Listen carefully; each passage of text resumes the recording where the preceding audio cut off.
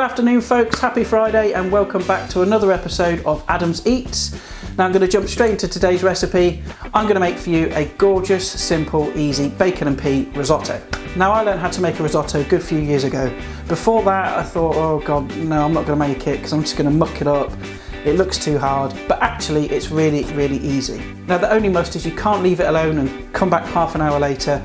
You've got to tend to it and keep it stirring because that stirring agitates all the starch in the rice and gives it that lovely creamy velvety texture. Now the sign of a good risotto is you should not be able to stack it up.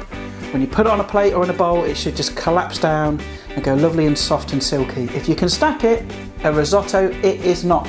So that's what we'll make today folks, nice and simple. If you hit that pause button, make a list of those ingredients and we'll go and jump right into it.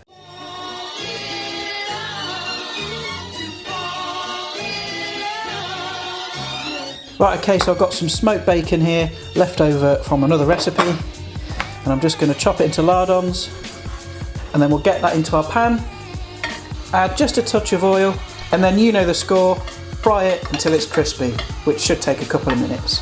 After a couple of minutes, once your bacon is nice and crisp, we're just going to put that on a plate to one side.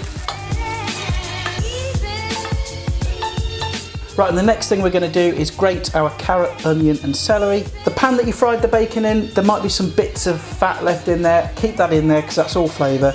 Right, so firstly I'm just going to peel this carrot, and I'll probably peel the celery as well because it's a bit stringy. Then I'll take the skin off the onion, and once they're peeled we're just going to grate them.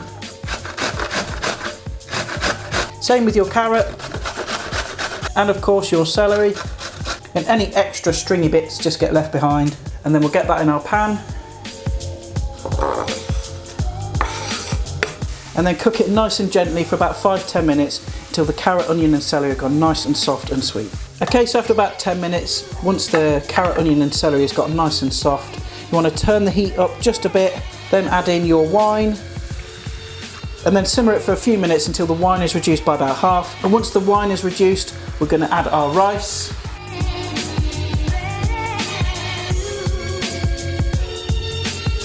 Give that a good old mix through till everything's coated. Then add a nice chunk of butter and let that melt through. And then we'll start adding our stock. Okay, and once your butter has melted through, we can start adding the stock. Now, the general rule is that the better your stock, the better your risotto is going to turn out. So buy the best you can afford, or if you're lucky enough to have homemade stuff, use that instead.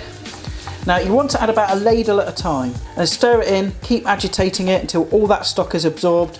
And then we'll add another ladle full and then keep repeating that process, and eventually you'll get a nice creamy risotto. Now you'll notice I'm not leaving this alone, I'm continuously stirring it because that's what agitates the starch in the rice and gives you that creamy texture and flavour. So once all that stock is absorbed, we'll add some more, going with another ladle full. This process, it does take a while.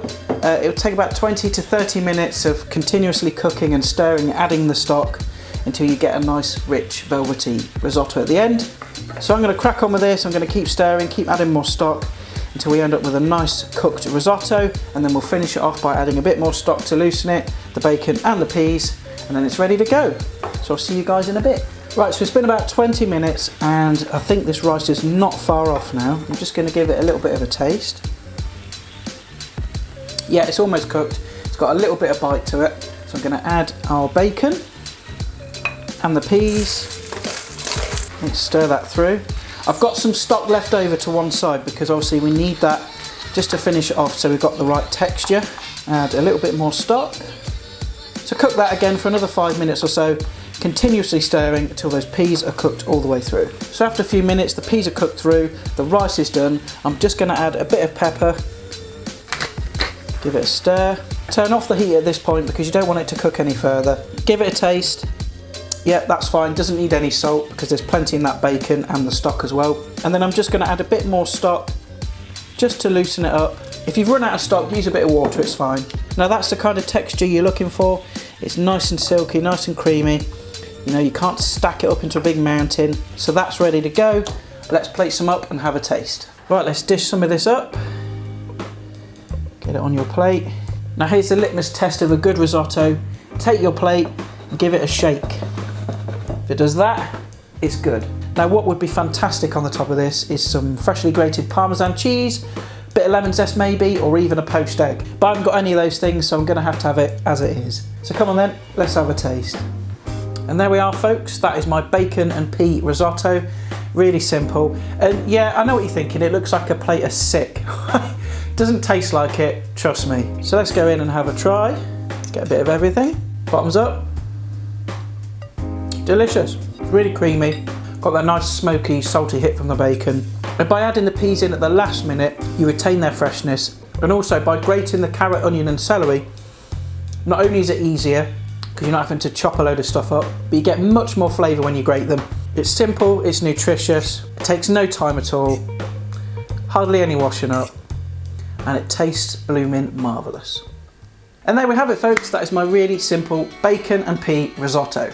Now before I go, I just want to do a couple of shout outs to some of my subscribers, because I appreciate every single one of you. Now I know that sounds cliche, but it's the truth, alright? Without you guys, this channel wouldn't exist. I'd just be making films for myself, and that'd just be a bit weird. Some of you might know I used to run a blog a few years ago, and it's a tough crowd, alright? Blogging is kind of on the decline unless you've already got an established one.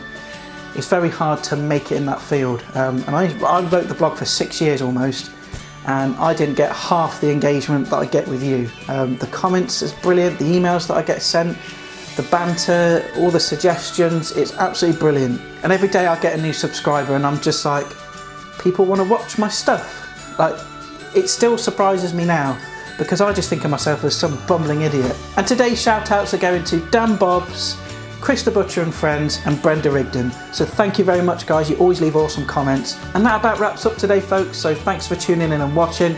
Stick around at the end because there'll be some links to some other videos. And if you're new to this channel, there'll be the subscribe button as well.